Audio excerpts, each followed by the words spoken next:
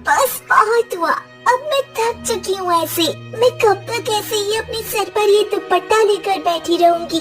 मैं इतनी सुंदर हूँ, अगर मेरे सिर पर ये दुपट्टा नहीं होता तो मेरे लंबे बाल और मेरा सुंदर चेहरा कितना अच्छा लगता।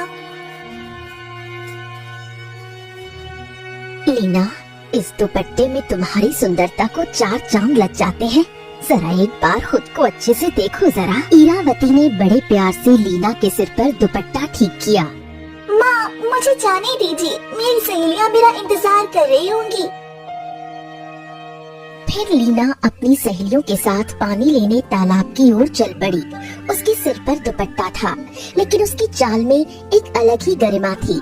उसके लंबे काले बाल दुपट्टे के नीचे से झांक रहे थे, जिन्हें देखकर उसकी सहेली पायल उनकी तारीफ करने से अपने आप को रोक नहीं पाई। लीना, सच कहूँ तो तू इस गांव की ना सबसे हसीन लड़की है, पर मुझे एक बात समझ नहीं आती, इतनी गर्मी में भी तो हमेशा ये दुपट्टा ओढ़ कर क्यों रखती है? बस पायल, मुझे अच्छा लगता है, दुपट्टा लेना मुझे पसंद है और संस्कारी भी लगती हूँ ना। अरे इतने लंबे बाल, इतना हसीन चेहरा, अगर तू ये दुपट्टा हटा दे तो पूरे गांव के लड़के तेरे पीछे पागल हो जाएंगे। क्यों छुपाती है खुद को? पगली, पानी भर ली वरना अंधेरा हो जाएगा। घर पर माँ इंतजार कर रही होगी। शाम को जब लीना तालाब से घर लौटी तो उसका मन भारी था। घर का दरवाजा बंद करते ही उसने अपनी माँ को सामने पाया। इस बार उसकी आवाज में गुस्सा और दर्द दोनों थे। माँ, आखिर कब तक अपनी सहेलियों से ये सच छुपाती रहूंगी? मुझे इस झूठ से जीने में अब घुटन होने लगी है। इतना कहते ही लीना ने झटके से अपने सिर से दुपट्टा हटा दिया। जैसे ही दुपट्टा गिरा, आईने में एक खौफनाक मगर हैरान कर देने वाला सच सामने आया। लीना के माथे के ठीक ऊपर उसके रेशमी बालों के बीच 2 छोटे छोटे नुकीले सींग निकले हुए थे, जो उसके इतने हसीन चेहरे को अब विचित्र बना रहे थे। देखो इसे, क्या ही कोई सहेली इसे देखकर मुझसे बात करेगी? अरे भाग जाएगी वो डर के। इतना सुंदर चेहरा है, परंतु ये सींग देखने के बाद मेरी खुद की भी नजर सींग से हटकर चेहरे पे नहीं जाती। इरावती की आंखों में आंसू भर आए, लेकिन उसने खुद को संभाला। उसने अपनी बेटी के उन सींगों को सहलाया जैसे वो कोई कमी नहीं बल्कि गहना हो। पीछे खड़े पिता की आंखों में भी गहरा दर्द था, लेकिन उन्होंने अपनी चुप्पी नहीं तोड़ी। तू जो भी है, जैसे भी है, हमारी जान है लीना। दुनिया क्या कहती है उससे हमें कोई मतलब नहीं। माँ, आप फिक्र मत कीजिए, अगर आपने ये राज इतने सालों तक छुपा कर रखा है तो मेरा सच मेरे दुपट्टे के नीचे सुरक्षित रहेगा। आज की बात मैं कभी फिर से दुपट्टा सिर से उतारने की जिद नहीं करूंगी।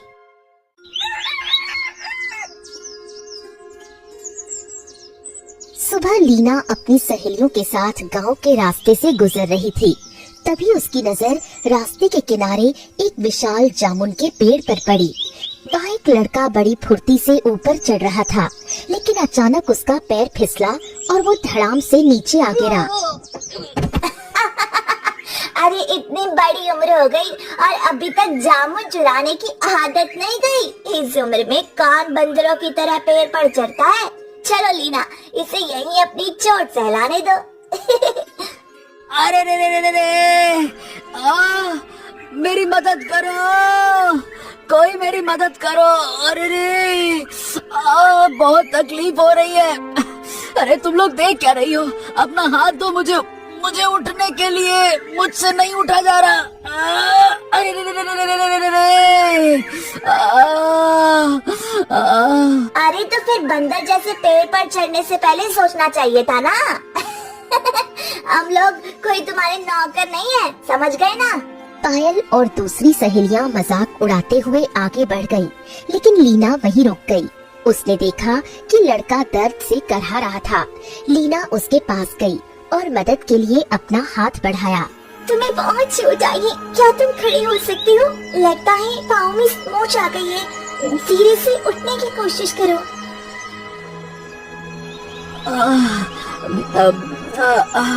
धन्यवाद तुम्हारा। मैं अपने लिए नहीं चढ़ा था, बात यह है कि कुछ छोटे बच्चे नीचे खड़े थे, उन्हें जामुन चाहिए था।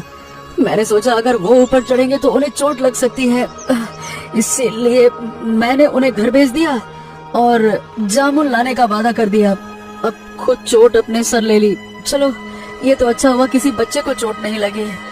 तुम खुद गिर गए ताकि वो सुरक्षित रहे, पर तुम्हें अपना भी ख्याल रखना चाहिए था ना। एक बात कहूँ, तुम्हारा स्वभाव तुम्हारी सहेलियों से बहुत अलग है। यानी कि वो तो बस हंसकर चली गई, लेकिन तुमने रुक कर एक अजनबी की परवाह की। वैसे तुम्हारा नाम क्या है और तुम हमेशा इस तरह से अपना सिर क्यों ढक के रखती हो? मतलब कि मैंने आज तक गांव में किसी भी लड़की को ऐसे पल्लू डाले हुए नहीं देखा। मेरा नाम लीना है और ये दुपट्टा बस मुझे सादगी पसंद है। चलो अब तुम अपना ध्यान रखना, मैं अब चलती हूँ, वरना मेरी सारी सहेलियाँ दूर निकल जाएंगी। लीना जल्दी से आगे की ओर बढ़ी। अगली सुबह सूरज की सुनहरी धूप पूरे गांव में फैल चुकी थी। लीना अपनी सहेलियों के साथ तालाब पर पानी लेने जा रही थी। तभी अचानक उसे एहसास हुआ कि कोई उसका पीछा कर रहा है। ऐसा लग रहा है जैसे कोई मेरा पीछा कर रहा है, पर इस घने जंगल में भला कौन कर सकता है? अरे लीना, क्या हो गया? तुम अचानक रुक क्यों गई? चलो जल्दी पानी लेकर निकलते हैं, वरना देरी हो जाएगी। पायल, तुम थोड़ा आगे बढ़ो, मुझे अचानक एक जरूरी काम याद आ गया है। मैं अभी आती हूँ, तुम रुको मत जाओ। पता नहीं इसे क्या हो गया है, मेरी एक बात भी नहीं सुनती है। ठीक है, मैं आगे जा रही हूँ, पर जल्दी आना। पायल बड़बड़ाती हुई आगे निकल गई। लीना ने चैन की सांस ली। जैसे ही उसने पीछे मुड़कर देखा, एक मोटे पेड़ के पीछे छुपा हुआ अंशुल साफ नजर आ गया। वो अपनी जगह से हिली नहीं और सीधे उस पेड़ की ओर बढ़ गई। अच्छा, तो ये महाशय है, कल की मदद का शुक्रिया ऐसे अदा कर रहे हैं। लीना दबे पांव चलकर अंशुल के पीछे जाकर खड़ी हो गई। अंशुल अभी भी झांकने की कोशिश कर रहा था। क्यों घूर रही हो? फिर से पेड़ से गिरना है क्या, या जामुन खाने का दोबारा मन हो गया है? हाँ, इस तरह मत देखो, ऐसे अगर देखोगी ना तो बात का बतंगड़ बन जाएगा, इसीलिए अपने काम से काम रखो। नहीं नहीं नहीं नहीं, मैं तो बस देखना चाहता था कि कल के बाद तुम आज कैसी हो। और सच कहूँ तो इस दुपट्टे के पीछे छुपे रहस्य को समझना चाहता था। अंशुल जब सिर झुकाकर मुस्कुराया तो वो इतना प्यारा लग रहा था कि लीना का दिल एक पल के लिए धड़कना भूल गया, लेकिन उसने तुरंत खुद को संभाल लिया। मेरा रास्ता अलग है और तुम्हारा अलग। अब मेरा पीछा मत करना और ना ही मेरे बारे में ज्यादा जानने की कोशिश करना। मैं तो नहीं कर रहा, तुम कुछ ज्यादा ही सोच रही हो। मतलब ऐसा भी क्या बोल दिया मैंने जो तुम ऐसी बात कर रही हो? तुम अभी इसी वक्त यहाँ से चले जाओ। लीना तेजी से आगे बढ़ गई। तभी उसे महसूस हुआ कि उसका दुपट्टा पीछे से खिंच रहा है। उसने पीछे मुड़कर देखा, अंशुल ने उसके दुपट्टे का कोना पकड़ रखा था। ये क्या कर रहे हो? छोड़ो। अब बस थोड़ी देर बात कर लो ना, उसके बाद चली जाना। बस थोड़ी देर, मान जाओ ना। धीरे धीरे वक्त गुजरता गया और दोनों के बीच एक अनकहा रिश्ता बन गया। प्यार परवान चढ़ने लगा, लेकिन लीना के मन में अपने सींगों का बोझ बढ़ता जा रहा था। एक शाम तालाब के किनारे जब अंशुल ने उसका हाथ थामने की कोशिश की तो लीना रो पड़ी। अंशुल, मुझसे दूर रहो, मैं तुम्हारे लिए सही नहीं हूँ। मैं वैसे नहीं हूँ जैसे तुम समझती हो। मैं एक साधारण इंसान नहीं हूँ। अंशुल, तुम मुझसे दूर रहो, मैं साधारण इंसान नहीं हूँ। हाँ, सुन सुन के मेरे कान पक गए हैं लीना। ये तुम क्या कहती रहती हो? पागल हो गई हो क्या? देखो, तुम्हारे दिल से ज्यादा खूबसूरत मेरे लिए कुछ नहीं है लीना। और ये बताओ, आखिर ऐसी क्या बात है जो तुम्हें इतना डरा रही है? बताओ ना मुझे। मैं तुम्हें नहीं बता सकती, बस इतना समझ लो कि मेरा सच तुम्हें मुझसे नफरत करने पर मजबूर कर देगा। मुझे जाने दो। लीना भागते हुए घर पहुंची। उसके पैर लड़खड़ा रहे थे और सांसें फूल रही थी। दरवाजे की आवाज सुनकर इरावती रसोई से बाहर आई। लीना की हालत देखकर वो घबरा गई। लीना, क्या हुआ मेरी बच्ची? तू ऐसे बदहवास क्यों भाग रही है? क्या किसी ने कुछ कहा तुझे? लीना ने कोई जवाब नहीं दिया। उसने अपनी माँ की ओर देखा तक नहीं और रोते हुए सीधे अपने कमरे की ओर दौड़ गई। आखिर क्या हो गया है इस लड़की को? कोई जवाब क्यों नहीं दे रही है? हे ईश्वर, कहीं वो तो नहीं हुआ जो मैं सोच रही हूँ। नहीं नहीं, ऐसा नहीं हो सकता। वहीं लीना ने अंदर से दरवाजा बंद कर लिया। वो सीधे आईने के सामने जाकर बैठ गई और झटके से अपना दुपट्टा उतार फेंका। आईने में दिख रहे अपने सींगों को देखकर वो बिलख बिलख कर रोने लगी। क्यों? आखिर मैं ही क्यों? मैं भी तो एक साधारण लड़की की तरह जीना चाहती हूँ। मैं भी उससे प्रेम करती हूँ और आज उसकी आंखों में भी अपने लिए वही तड़प देखी। वह भी मुझसे प्रेम करता है। लीना ने अपने सींगों को छुआ। उसकी आंखों में आंसू थे, पर एक उम्मीद की किरण भी जाग रही थी। उसने अंशुल की उस मासूम मुस्कुराहट को याद किया जो उसके दिल में घर कर गई थी। शायद अंशुल बाकियों जैसा नहीं है। उसकी बातों में, उसकी आंखों में मुझे अपनापन महसूस होता है। अगर उसने मुझे इस रूप में भी अपना लिया तो मुझे सच्चा प्रेम मिल जाएगा। हाँ, ये ठीक रहेगा। मैं उसे धोखा नहीं दूंगी। कल मैं उसे अपना सच दिखा दूंगी। आखिर मुझे भी तो विवाह करना है। इन सिंगों की वजह से अविवाहित तो नहीं रह सकती ना। अगले दिन लीना बिना दुपट्टे के अपने सींगों के साथ तालाब के एकांत कोने में बैठी थी। तभी पीछे से अंशुल की आवाज आई। लीना, मैंने तुमसे कहा था ना कि मैं तुम्हारा साथ कभी नहीं छोड़ूंगा। जैसे ही लीना मुड़ी, उसके बिखरे बालों के बीच से दो नुकीले सींग चमक उठे। उसे इस हाल में देखकर अंशुल के पैर वहीं जम गए। वो पल भर के लिए डर गया और पीछे हट गया। ये क्या है लीना? तुम कोई? देखा तुमने, यही मेरा सच है। अब बताओ, क्या तुम अभी मुझसे प्यार करती हो? तालाब के किनारे सन्नाटा छा गया। अंशुल कुछ पल चुप रहा। उसकी आंखों में डर और हैरानी थी। ये देखकर लीना का दिल टूटने लगा। देखा, मैंने कहा था ना कि तुम मुझसे दूर रहो। मेरी असलियत देखकर तुम्हारे कदम पीछे हट गए। अब जाओ यहाँ से और कभी वापस मत आना। अंशुल ने गहरी सांस ली और धीरे धीरे लीना के पास आया। देखो लीना, बात यह है कि मुझे फर्क नहीं पड़ता लीना कि तुम कैसी दिखती हो। मैंने तुमसे तुम्हारे दिल से प्रेम किया है, तुम्हारी देह या इन सींगों से नहीं। और देखो लीना, मैं जानता हूँ कि हर समस्या का कोई ना कोई तो हल होता ही होगा ना। और तुम्हारे इन प्यारे प्यारे नुकीले नुकीले सींगों का भी कोई ना कोई तो उपाय होगा ना। इसका कोई हल नहीं है अंशुल। ये मेरे जन्म के साथ आए हैं। अब तुम चाहे कुछ भी कहो, तुम मुझे ऐसे ही पसंद हो जैसी तुम हो। लेकिन हाँ, मैं ये बिल्कुल नहीं सह सकता कि तुम पूरी की पूरी जिंदगी एक डर के साथ जियो। देखो लीना, हम इसका रास्ता जरूर ढूंढेंगे। बस तुम मेरे साथ घर चलो, शायद तुम्हारे माता पिता को कुछ पता हो। लीना और अंशुल घर पहुँचे। लीना का दुपट्टा कंधों पर पड़ा था और उसके सींग साफ दिख रहे थे। जैसे ही विनायक और इरावती ने ये देखा, उनके पैरों तले जमीन खिसक गई। लीना, ये क्या कर डाला तूने? और ये लड़का कौन है? तू इसको यहाँ क्यों लेकर आई है? मेरी बच्ची, तूने दुपट्टा क्यों हटा दिया? कोई देख लेता तो क्या होता? बेटा, तुम इसे इस हालत में यहाँ तक कैसे ले आए? देखिए डरिए मत। मैंने लीना का सच स्वीकार कर लिया है, लेकिन मैं इसे घुट घुट कर जीते नहीं देख सकता। कृपया करके मुझे ये बताइए कि क्या ये कोई श्राप है या फिर इसका कोई इलाज नहीं है क्या? बेटा, हम 17 साल से इसका बोझ उठा रहे हैं। नगर नगर भटके, वैद्यों से मिले, पर सबने हाथ खड़े कर दिए। किसी ने इसे श्राप कहा तो किसी ने शैतानी साया, किसी ने न जाने क्या क्या नहीं कहा। हम तो हार ही मान चुके। हमें लगा हमारी बेटी की किस्मत में यही लिखा है।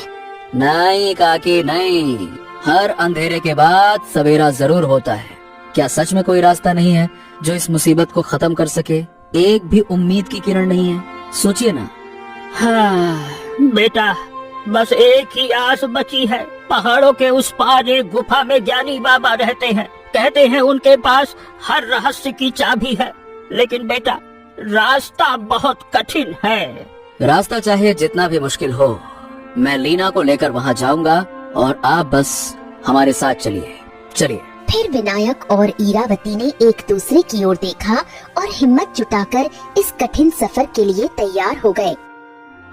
सभी कुछ घंटे सफर करने के बाद ज्ञानी बाबा की कुटिया में आ गए। तो आखिरकार तुम लोग आ ही गए। नियति अपना खेल खेल रही है। बाबा, क्या आप मुझे इस कैद से आजाद कर सकते हैं? क्या मैं कभी एक साधारण लड़की बन पाऊंगी? आजादी की कीमत चुकानी पड़ती है पुत्री। तेरे माथे पर जो है वो सिर्फ हड्डी नहीं बल्कि एक इतिहास है। बाबा, हम हर कीमत चुकाने को तैयार हैं। आप बस हमें सही मार्ग तो बताइए।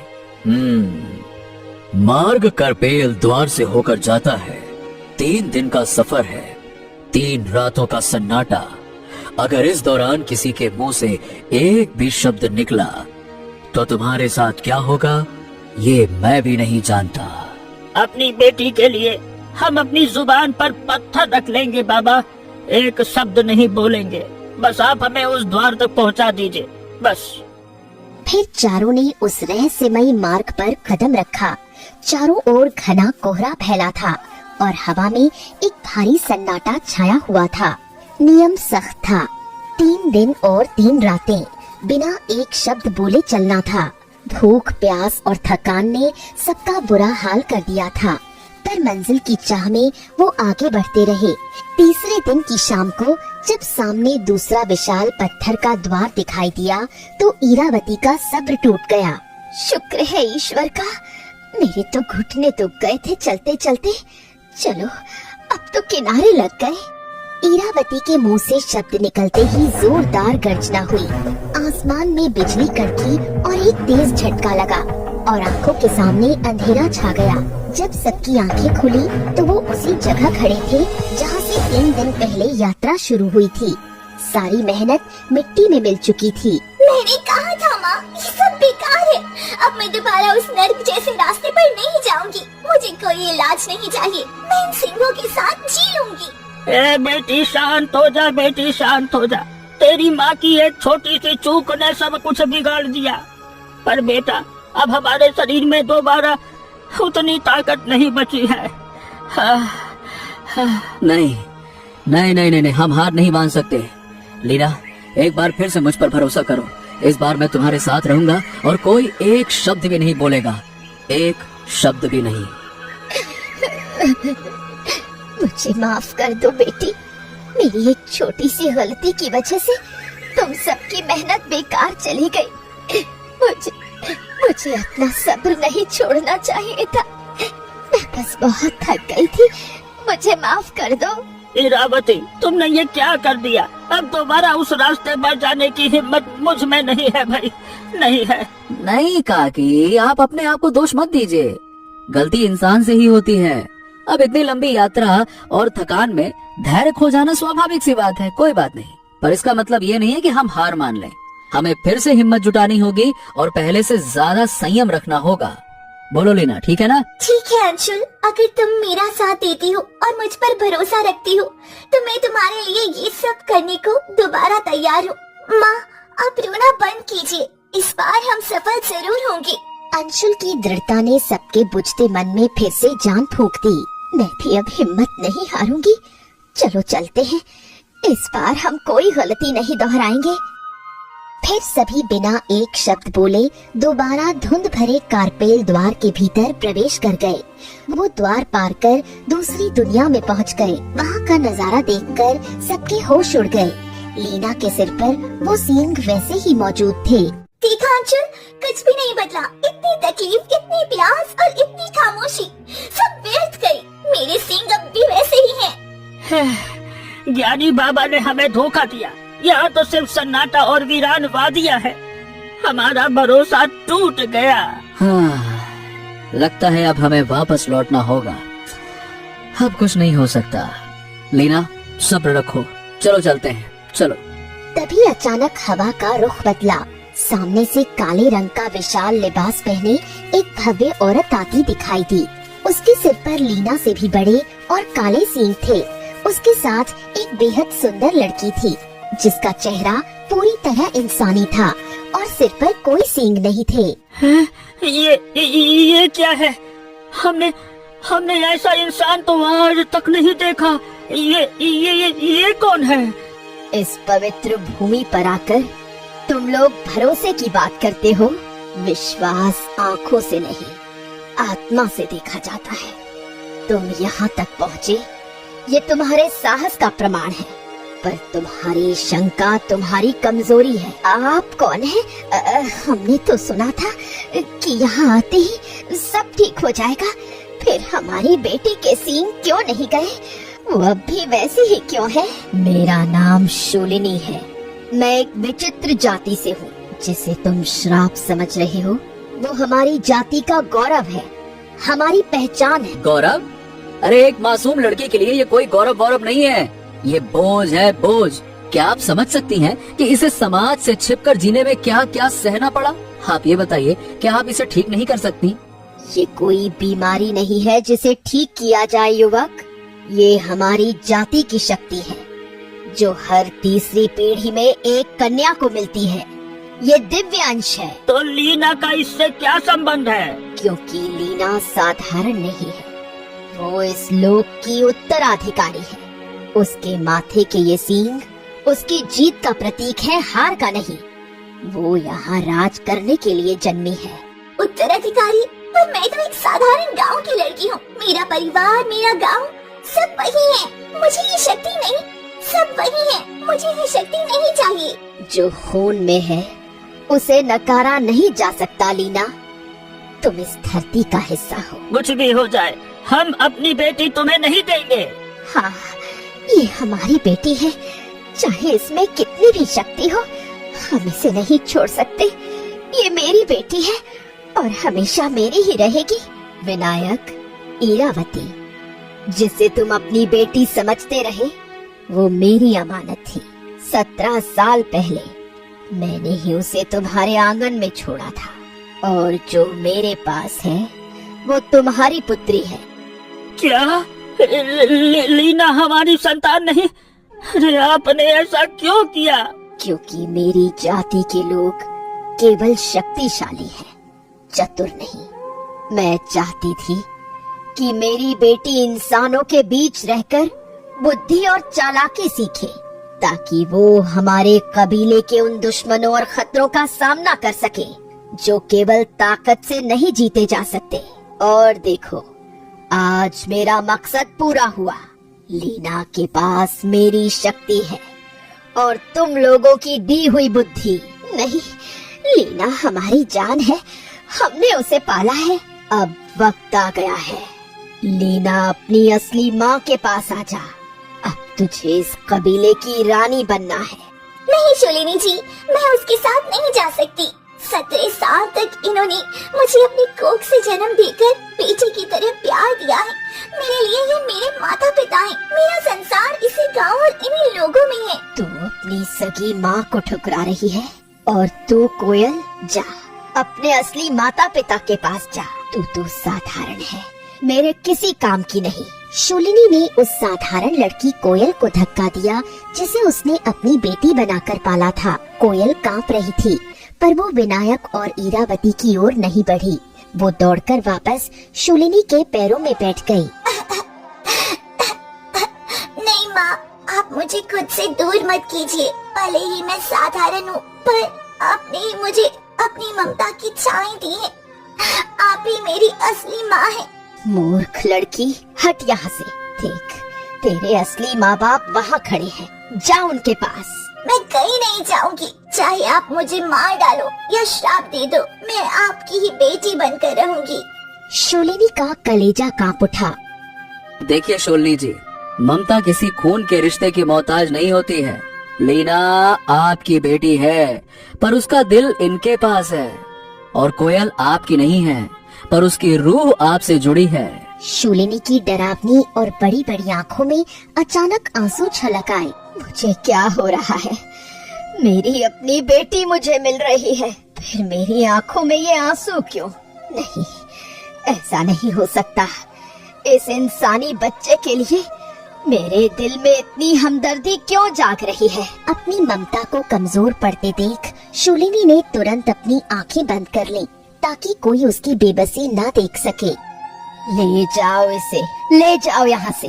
कोयल, पीछे मुड़कर मत देखना। और लीना, तू आजाद है, आजा अपनी दुनिया में।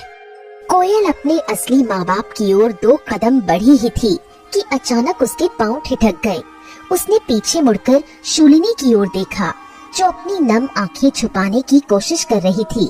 कोयल ने एक पल की भी देरी नहीं की और दौड़कर वापस शूलिनी के चरणों में गिर पड़ी। माँ, चाहे तो मुझे अभी मार डालो, पर खुद से दूर मत करो। जिस आंचल ने मुझे पाला, मैं उसे छोड़कर कहीं नहीं जा सकती। मुझे सींग नहीं चाहिए, मुझे बस आपकी ममता चाहिए। पगली लड़की, तू पत्थर के इस दिल को मोम कर देगी। शूलिनी ने कोशिश बहुत की थी खुद को रोकने की, पर कर नहीं पाई। उसने कोयल को अपने सीने से लगा लिया। उधर लीना का चेहरा आंसुओं से भीगा हुआ था। वो एक तरफ अपनी जन्म देने वाली माँ की जादुई विरासत को देख रही थी और दूसरी तरफ उन दो चेहरों को जिन्होंने उसे चलना सिखाया था।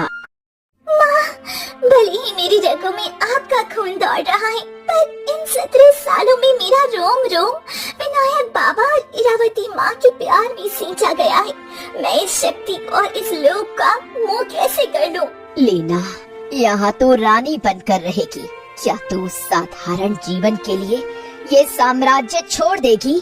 साम्राज्य मिट्टी है उस ममता के आगे जो मुझे गांव के उस छोटे से घर में मिली। इन्होंने मेरे सींगों को श्राप नहीं, मेरी जान समझा। इन्होंने दुनिया की हर कड़वी बात अपने ऊपर झेली ताकि मैं सुरक्षित रहूं। मेरा वजूद इनके परवरिश से जुड़ा है, आपकी शक्तियों से नहीं। बेटी, हमने कभी सोचा नहीं था कि एक दिन तुझे इस तरह चुनना पड़ेगा। हमें लगा कि तू हमारा हिस्सा है। मैं आपका ही हिस्सा हूँ पिताजी। माँ, आप दोनों के बिना मेरा कोई अस्तित्व नहीं है। भले ही मैं इस लोक की उत्तराधिकारी हूँ, पर मेरी रूह इस इंसानियत में बसी है जो आपने मुझे दी है। मुझे माफ कर दीजिएगा। एक माँ अपनी संतान को जन्म देती है, पर उसे इंसान उसका पालन पोषण करके बनाती है। कोयल ने आपको चुना क्योंकि वह आपकी ममता को पहचानती है, और मैं इन्हें चुनती हूँ क्योंकि इन्होंने मुझे राक्षस नहीं, अपनी बेटी माना है। आज ममता ने शक्ति को हरा दिया। विनायक, इरावती, तुम डरो मत। लीना के 17 साल पूरे हो चुके हैं। मेरी जाति का नियम है कि यदि 17 साल तक उत्तराधिकारी को जादू ना सिखाया जाए तो उसके सींग खुद ब खुद विलुप्त हो जाते हैं। क्या क्या वाकई? क्या हमारी लीना अब एक साधारण जीवन जी पाएगी? हाँ, आज सूर्यास्त होते ही उसके सींग हमेशा के लिए गायब हो जाएंगे और ये तुम्हारी साधारण बेटी बन जाएगी। मैं कोयल को चुनती हूँ क्योंकि जो बिना खून के रिश्ते के मुझे माँ मान सकती है, वही मेरे कबीले को प्रेम से चला सकती है। अब तुम सब यहाँ से चले जाओ, इससे पहले कि मेरा मन बदल जाए। अंशुल ने लीना का हाथ थामा और सब मिलकर कारपेल द्वार की ओर बढ़ चले। जैसे ही वो इंसानी दुनिया की सरहद पर पहुँचे, लीना के माथे पर एक हल्की सी गुदगुदी हुई और उसके सींग हवा में धूल बनकर उड़ गए। उसका माथा अब बिल्कुल साफ और सुंदर था। माँ, पिताजी, देखो, वह भारीपन हमेशा के लिए चला गया। मैं आजाद हूँ। मेरी बच्ची, आज तो वाकई वैसी ही दिख रही है जैसी तो अंदर से थी। अब तुझे कभी अंधेरे कमरों में छुपना नहीं पड़ेगा। हाँ, और अब तुम्हें किसी से अपना चेहरा छुपाने की जरूरत नहीं होगी लीना। अब तुम सिर्फ मेरी हो, मेरी, और इस पूरी दुनिया को तुम खुल के जी सकती हो। ईश्वर का लाख लाख शुक्र है, आज मेरी बेटी के माथे से वो बोझ नहीं बल्कि मेरे कलेजे से एक बहुत बड़ा पत्थर हट गया।